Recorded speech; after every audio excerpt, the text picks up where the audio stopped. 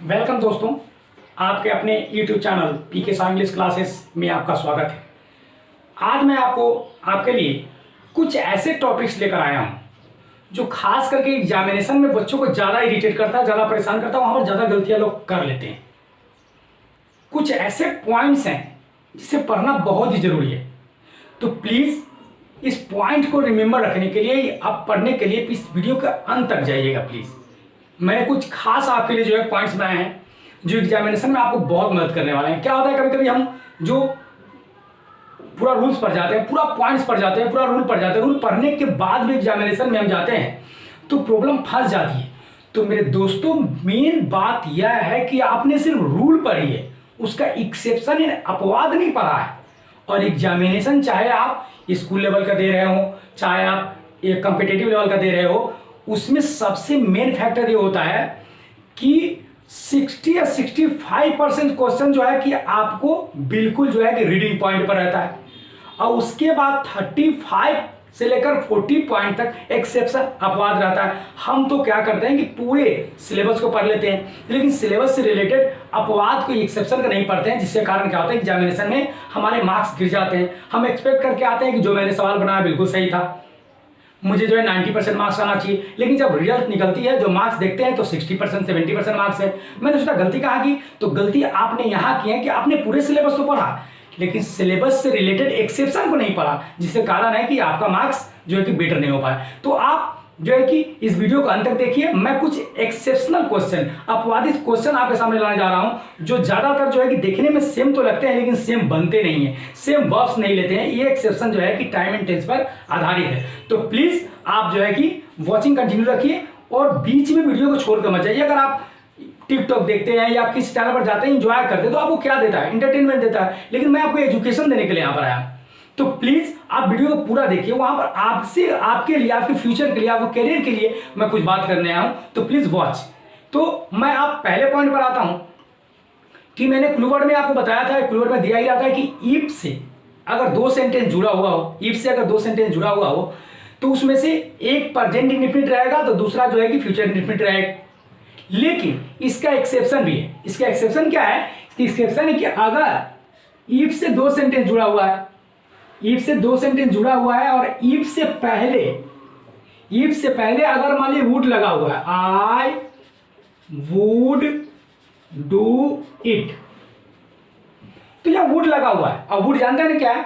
Would जो है कि आपको पास्ट टेंस का इंडिकेट है, क्योंकि विल का पास्ट क्या होता है? वुड होता है। अगर हमारा इफ के पहले अगर पास्ट टेंस रहे तो इफ के बाद भी जो है हमारा जो सेंटेंस आएगा वो पास्ट टेंस का ही वर्ब लेगा। तो यहां पर हम लिखते हैं यू केम। तो एग्जाम में आप इफ देखकर जल्दीबाजी में डिसीजन नहीं लीजिएगा। इफ देखने के बाद आप बोथ साइड दीजिएगा। अगर यहां पर अगर इफ के बाद यू केम दिया हुआ है ना, तो वो यहां पर वो ब्रैकेट में क्या करेगा कि ब्रैकेट में इसको छोड़ेगा, तो यहां पर आप वुड लीजिएगा। तो याद रखिए, अगर इधर वुड रहेगा तो इधर जो है V2 आएगा, और इधर V2 रहेगा तो इधर वुड आएगा। मुझे आशा है कि पॉइंट आपको समझ में आ गई होगी। नेक्स्ट ले लेते हैं, क्योंकि एक और नियम है कि यदि दो सेंटेंस इफ से जुड़ा हो तो याद रखिए कि इफ के अगर पहले अगर फ्यूचर इंडेफिनिट क्या हो, फ्यूचर इंडेफिनिट हो, तो इफ के बाद वाला जो आएगा वो आएगा प्रेजेंट इंडेफिनिट। किसमें आएगा? प्रेजेंट इंडेफिनिट में।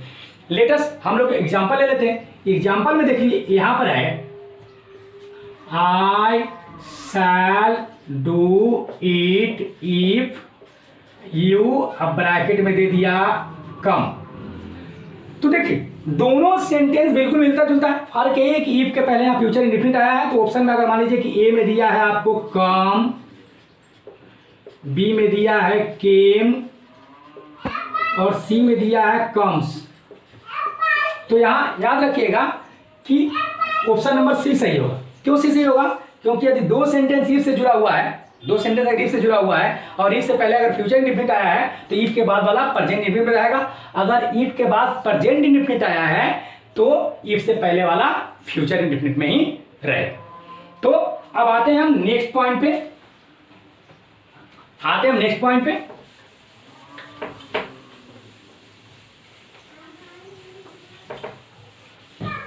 आपने देयर वाला क्वेश्चन बहुत देखा होगा, देयर वाला क्वेश्चन आपने बहुत देखा होगा कि देयर से क्वेश्चन आता है। तो जब भी अगर देयर से क्वेश्चन आए तो थोड़ा सावधान हो जाइए। उसमें फंडा क्या है तो देख लीजिए। यदि देयर लिखा हुआ, there dot dot dot a king in Magadh, गौर से देखिएगा, यहां ऑप्शन में ब्रैकेट में दे दिया बी, बी को जो है ब्रैकेट कर दिया, यानी बी मतलब होता है is, am, are, was, were, being और बी, बस यही लेगा और कुछ नहीं लेगा। तो आप यहां पर ऑप्शन नंबर ए में दे रहा है बीन, ऑप्शन नंबर बी में दे रहा है वॉज, ऑप्शन नंबर सी में दे रहा है आर। तो आपको क्या करनी है कि आप ये देखिए कि यदि कोई भी सेंटेंस देयर से शुरू होता है और उसके बाद आने वाला ऑब्जेक्ट, यहां पर देखिए मेरे दोस्तों, इसके बाद आने वाला ऑब्जेक्ट अगर पास्ट में हो, किसमें हो, पास्ट में हो, पास्ट ऑब्जेक्ट हो, तो यहां पर आने वाला वर्ब भी पास्ट में ही होगा, पास्ट में ही होगा। तो हम ऑप्शन नंबर लेंगे क्या, बोले तो बी। मैक्सिमम बच्चे क्या गलती करेंगे, ऑप्शन नंबर सी ले लेंगे, आर ले लेंगे। नहीं, आपको इस गलती से बचना है। अगर ऑब्जेक्ट पास्ट में है मतलब यहां पर पास्ट का ही वर्ब लेगा, तो आंसर होगा वॉज। अब आइए अगले पॉइंट में बात करते हैं।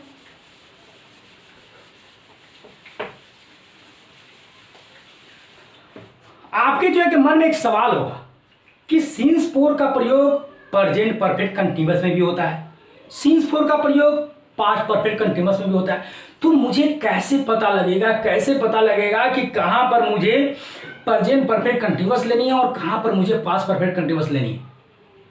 प्रॉब्लम चल रहा है दिमाग में। तो चलिए प्रॉब्लम को डाइन करते हैं और यहां पर ट्रिक्स देख लेते हैं कि कैसे समझ में आएगा कि हमको यहां पर प्रेजेंट परफेक्ट कंटीन्यूअस का वर्ब लेना है और कैसे पता लगेगा पास्ट परफेक्ट कंटीन्यूअस का वर्ब लेना है। तो मैंने यहां पर दो एग्जांपल लिखी।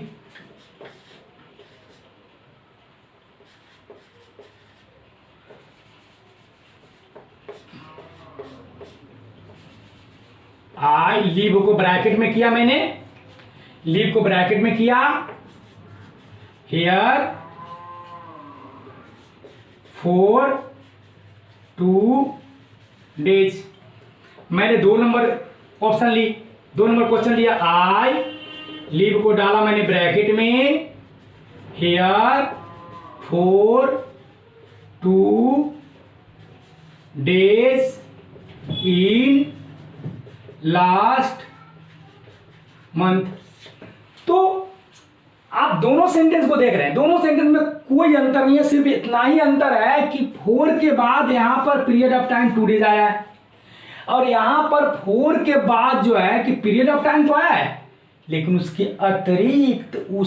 अतिरिक्त भी एक टाइम आया है और ये टाइम है इन the last month, in the last month. Exam में दे दिया हमको और ऑप्शन में दे दिया एक नंबर हैव बीन लिविंग, बी में दिया हैड बीन लिविंग, सी में दिया लिव्ड। तो जैसे आपने देखा कि भाई सिंस फोर टाइम आ गया, बता रहे आ गया, पीके सर तो बोले थे कि सिंस फोर प्लस टाइम बराबर प्रेजेंट परफेक्ट कंटीन्यूअस टेंस। तो भाई पीके सर ही बता रहे हैं इसको, एक बार ध्यान दे लो, समझ लो इसको। अगर मान लीजिए कि यहां पर सिंस फोर के बाद अगर point of period of time सिर्फ एक बार टाइम आए तो वो लेगा प्रेजेंट परफेक्ट कंटीन्यूअस टेंस। मैं एक बार और बोल रहा हूं, सिंस फोर के बाद अगर एक बार पॉइंट या पीरियड ऑफ टाइम आता है तो लेगा प्रेजेंट परफेक्ट कंटीन्यूअस टेंस। तो यहां पर इसका आंसर हो जाएगा हैव बीन लिविंग, ये इसका आंसर है, इसका आंसर हैव बीन लिविंग, क्योंकि 4 के बाद एक ही बार पीरियड ऑफ टाइम आया है। लेकिन जब पीरियड ऑफ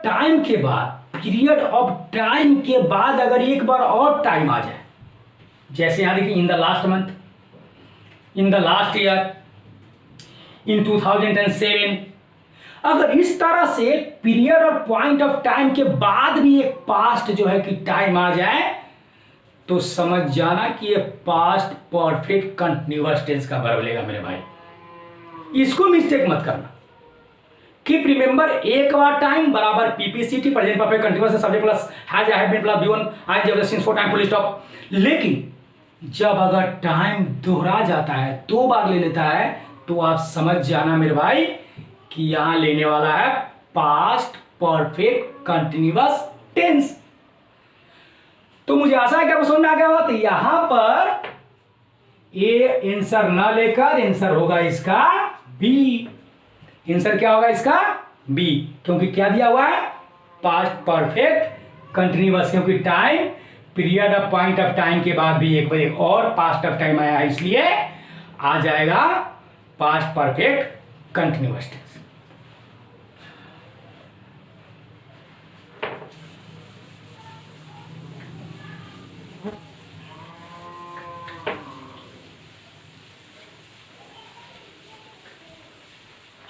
मान लीजिए एग्जाम में दे दिया,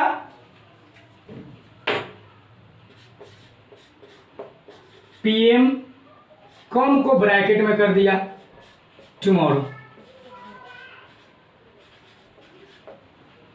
ऑप्शन नंबर ए में दिया इज कमिंग,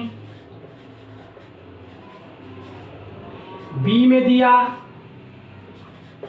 विल कम, सी में दिया केम। आपके सामने जो है कि 3 ऑप्शन है रखा हुआ। बोलोगे मैंने तो एक टीचर बताया था कि फ्यूचर टेंस को बताने के लिए प्रेजेंट कंटीन्यूअस का भी प्रयोग करते हैं, प्रेजेंट इंडेफिनिट का भी प्रयोग करते हैं, सिंपल फ्यूचर का भी प्रयोग करते हैं। तो मैं भी बोल रहा हूं कहां नहीं करते हैं, करते हैं, मुझे भी मालूम है, लेकिन कब करते हैं। सवाल है कि कब करते हैं, कैसे करते हैं, तो आज आप जवाब जान ही लो, है ना। यहां अगर टुमारो आया है, साथ में जो है आप यहां पर इज कमिंग, विल कम और केम दे दिया है। ऑप्शन नंबर में एक डी भी ले रहा हूं भाई, कम्स, ये ऑप्शन दे दिया है, तो आप थोड़ा सा अलर्ट हो जाओ, क्योंकि सिंपल फ्यूचर का प्रयोग हम भविष्य में होने वाली घटनाओं का अनुमान बताने के लिए करते हैं, एक्सपेक्ट करने के लिए करते हैं कि फ्यूचर डार्क में होता है, उसका गारंटी कोई नहीं ले सकता। अब फ्यूचर टाइम को, फ्यूचर सेंटेंस को प्रेजेंट कंटीन्यूअस में बताने के लिए हम तब करते हैं जब वो काम होगा भी और नहीं भी होगा। जैसे I am going to cinema tonight, मतलब मैं जा भी सकता हूं, मैं नहीं भी जा सकता हूं। लेकिन याद रखो आप इस चीज को कि जब कोई भी कार्य प्री प्लान्ड हो, पहले से प्लान किया गया हो, पहले से निर्धारित हो, पहले से जो बता दिया गया हो, वैसे वाक्य को अनुवाद करने के लिए हम लेते हैं फ्यूचर, वैसे फ्यूचर सेंटेंस को अनुवाद करने के लिए लेते हैं प्रेजेंट इंडेफिनिट। क्या लेते हैं? Present indefinite. अगर किसी भी भविष्य संबंधी कार्य का होने की संभावना अगर 99.9% हो, तो वहां पर आप लेंगे प्रेजेंट इंडेफिनिट। इसको कभी गलती मत करना, वरना कुएं में नहीं, पूरे जो है कि तालाब में गिर जाओगे। तो वहां लेंगे प्रेजेंट इंडेफिनिट। बोला सर ये प्री प्लान है? बोला हाँ। अगर मान लो कि हमारे मुजफ्फरपुर, सीवार, दरभंगा, मोतिहारी, दिल्ली, कोलकाता अगर प्राइम मिनिस्टर आने वाले हैं, तो अचानक से थोड़े कुछ जाएंगे किलो में आ गया, ऐसा नहीं। वो आएंगे तो उनका पहले अनाउंसमेंट होता है कि प्रधानमंत्री आने वाले हैं, इतने तारीख को आने वाले हैं, तब आने वाले हैं, यानी प्री प्लान है। कोई भी प्री प्लान फ्यूचर के एक्टिविटीज को दिखाने के लिए आप यूज करोगे प्रेजेंट इंडेफिनिट टेंस को। फ्यूचर में है फिर भी हम किसको लेकर जाएंगे? प्रेजेंट इंडेफिनिट टेंस को, क्योंकि इसकी संभावना 99.9% है। तो मुझे लगता है कि आपको ये चीज समझ में आ गया हो। ऐसे नहीं इस कमिंग लगा देना, विल कमिंग। अगर कम्स दे दिया है तो ये प्री प्लान है, इनका आना प्री प्लान है, पीएम प्राइम मिनिस्टर का, तो आप कम्स ही लगाओ। आप यही सिलेक्ट करो। आप तो एग्जाम में गए, जी सिलेक्ट कर लिए, ए भी सिलेक्ट कर लिया, वो बोला कि मेरा भी सही है, बी वाला हमारा वाला मेरा भी सही है, सी वाला बराबर मेरा भी सही है। लेकिन ये किसी को ये पता नहीं है कि किसका सही और किसका गलत है, क्योंकि आपने अंतर तो कभी जाना नहीं, तो पता ही नहीं है। तो आज पता कर लो। आज पता आ गया ना कि अगर कोई प्री प्लान अगर वर्क आ जाए जो फ्यूचर में हो, तो उसे अनुवाद करने के लिए हम लोग प्रेजेंट इंडेफिनिट का इस्तेमाल करते हैं। और क्यों करते हैं? क्योंकि ये 99.9% होने वाला कार्य होता है। तो अब आते हैं थोड़ा इसको आगे अगले पॉइंट में।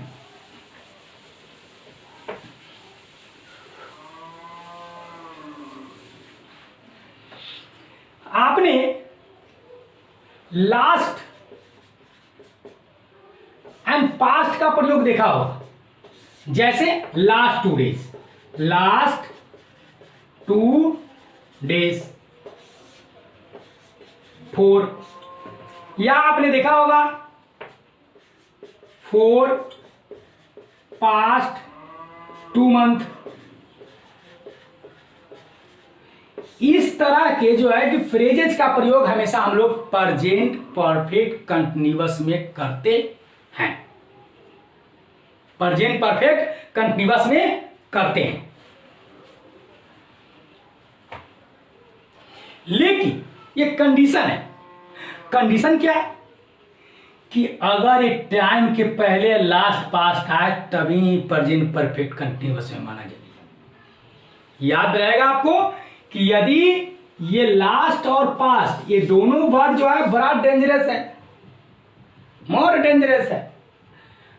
ये दोनों वर्ड अगर पॉइंट पीरियड ऑफ टाइम के पहले आए तो प्रेजेंट परफेक्ट कंटिन्यूअस में। एक बार और मैं बता दे रहा हूं, इसको नोट कर लेना। आप लोग खाली वीडियो देखना जानते हो, नोट तो क्या नहीं, 2 मिनट क्लिप के दिए नहीं है ना।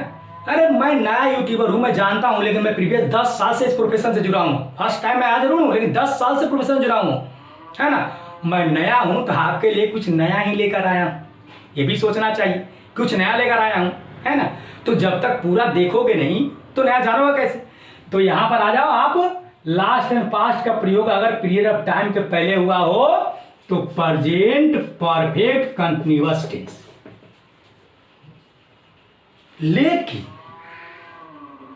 लेकिन अगर लास्ट एंड पास्ट का प्रयोग अगर टाइम के बाद किया गया हो तो मैं बताता हूं आपको।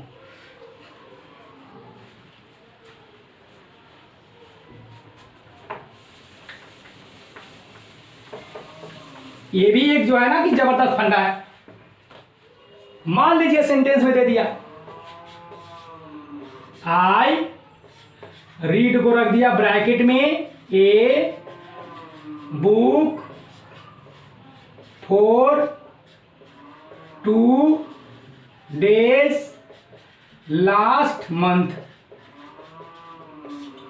जैसे आपने एग्जाम्पल देखा नहीं कि मन में बेचैनी आ गया, आ गए मेरे भाई, मैं तो तुझे खोज रहा था। मुझे पता है कि सीन्स और 4 के बाद अगर टाइम आ जाए तो पीपीसीटी लगा देना है। मन में बेचैनी आ गया, मन में लड्डू पेड़े फूटने लगे कि नंबर आएंगे, नंबर जोड़ लेते। नंबर नहीं जुड़ा, नंबर नहीं जुड़ा। कारण क्या है कि आपने ध्यान से पढ़ा ही नहीं, क्योंकि लास्ट और पास्ट का प्रयोग अगर पीरियड ऑफ टाइम के पहले होगा तब प्रेजेंट परफेक्ट कंटिन्यूअस होगा। लेकिन यहां है क्या, यहां देखिए पीरियड ऑफ टाइम के बाद है। ये क्या है, बाद है जी। अगर बाद है तो ये प्रेजेंट परफेक्ट कंटिन्यूअस नहीं होगा, ये होगा पास्ट परफेक्ट कंटिन्यूअस। ये क्या होगा, पास्ट परफेक्ट कंटिन्यूअस। जैसे यहां पर देख लो, एग्जाम्पल है, I read a book for 2 days last month. Option number A में दिया है हैव बीन रीडिंग। एक और चीज जान लो आप, क्योंकि आंसर में जो सेटर होते हैं ना, A B C D set करते हैं ना, बड़ा यार रोमांटिक आदमी होते हैं। वो क्या करते हैं ना, गलत आंसर को पहले ही पेस्ट कर देते हैं और बिल्कुल ऐसा पेस्ट करते हैं ना बिल्कुल मिलता जुलता हो, फिर स्टूडेंट पूछ जाते हैं बोला आ यार गया। लेकिन होता क्या है ना कि कूदने का मत करो। आपको अगर प्रोसेस पता है, नियम पता है, रूल्स पता है तो आपके लिए आसान है। तो पहले दे दिया हैव बीन रीडिंग, जो बच्चे देंगे अरे सीन्स फॉर टाइम आ गया, कूद जाएंगे, मारेंगे धाम, जोड़ लेंगे 89। लेकिन 89 उसको पता नहीं है कि 89 जो 89 था ना 88, उसमें से 87 हो गया उसका। बी नंबर में दिया had been reading, had been reading. ये आंसर सही है। क्या है, ये आंसर सही है, क्योंकि लास्ट एंड पास्ट का प्रयोग जो है कि पीरियड ऑफ टाइम के बाद हुआ है। तो आशा है मुझे कि आपको एक पॉइंट समझ में आया होगा। तो please keep on watching, like कीजिए, कमेंट कीजिए, मैक्सिमम शेयर कीजिए, ताकि जो है कि जो नए स्टूडेंट्स आपके हैं, जो आपके जूनियर्स हैं, आपके सीनियर्स भी हैं, जो है ना, ऐसा नहीं है कि जो सीनियर होगा बहुत जानते हैं। मैं भी आपसे मैं पढ़ाता हूं तो नहीं मैं पूरा ज्ञानी हो गया हूं। तो सीखने का उम्र, एक बात हमेशा याद रखना कि टीचर अगर ये सोच लेना कि मैं टीचिंग कर रहा हूं, मैं पढ़ा रहा हूं, है ना, तो टीचर है ही नहीं। अगर मैं पढ़ा रहा हूं तो मैं आपसे पढ़ भी रहा हूं कि पढ़ाते कैसे, आपको समझाते कैसे। इसलिए आप भी स्टूडेंट है, मैं भी स्टूडेंट हूं। ये कॉन्सेप्ट मेरा अपना है personal. I don't know what other things about that, but it's clear that कि आई थिंक, मैं सोचता हूं कि मैं भी स्टूडेंट हूं, क्योंकि मैं आपसे सीखता हूं कि पढ़ाते कैसे। पढ़ा तो मैं बहुत हूं, लेकिन आप ही ने मुझे सिखाया है। प्रीवियस 10 ईयर्स एक्सपीरियंस में मैंने सीखा है कि पढ़ाते कैसे हैं, समझाते कैसे हैं। ये चीज मैं आपको सामने ला रहा हूं। ये आपके जो पीछे में एक स्टूडेंट है वो मुझे सिखा कर गया कि पढ़ाते कैसे हैं, समझाते कैसे हैं, बच्चे के गोद में कैसे रखते हैं, है ना। तो please keep on watching, like कीजिए, कमेंट कीजिए, अच्छा लगता है तो वीडियो को शेयर कीजिए, है ना, दोस्तों को बताइए, है ना, कि वॉच करें और अपने जो एरर को जो है कि थैंक यू फॉर वॉचिंग।